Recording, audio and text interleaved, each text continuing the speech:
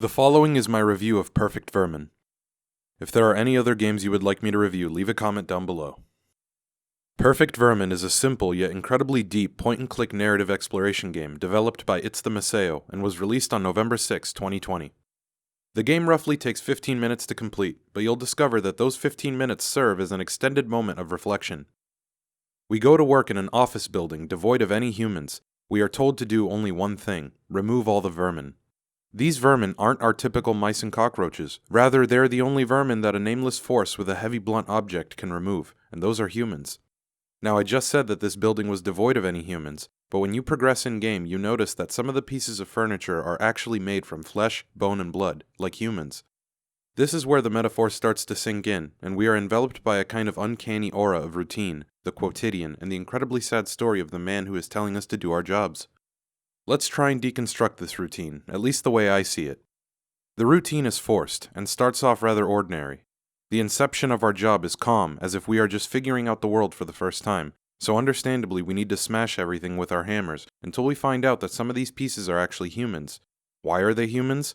Think about what the image is trying to say. These fleshy pieces of furniture are literally humans and material combined. Not just materials, but office materials, where they actually work. So right there is the first dichotomy that we encounter, the dichotomy between humans and their places of work. This commentary has a couple of strings we can follow. The first glaring one I can see is the idea of humans becoming consumed by their work until they become products or materials of their employers. Ironically, this idea of working in a cubicle for 50 years is great at first because of the promise of stability.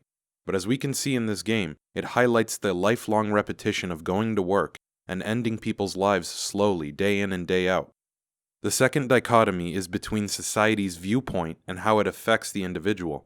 Your employer, the man on the TV screen who provokes you to do your job faster, is eerily echoing a societal shift toward faster, sleeker, and more convenient, while the person who calls for this becomes older, slower, and sicker.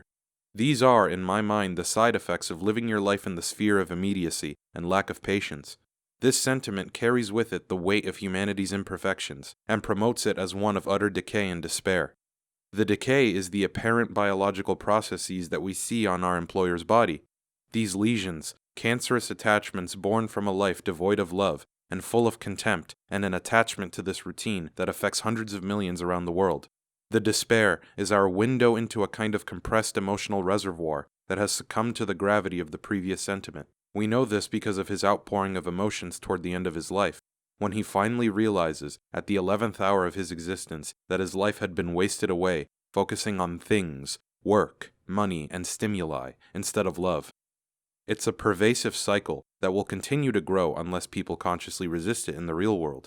And that's why this game works incredibly well as a piece of art with distinct narrative imagery and commentary. This is what's called mimesis, when you see the real world represented in art. No, this game doesn't look like life, it feels like life. At least it does to too many people, and that's the point.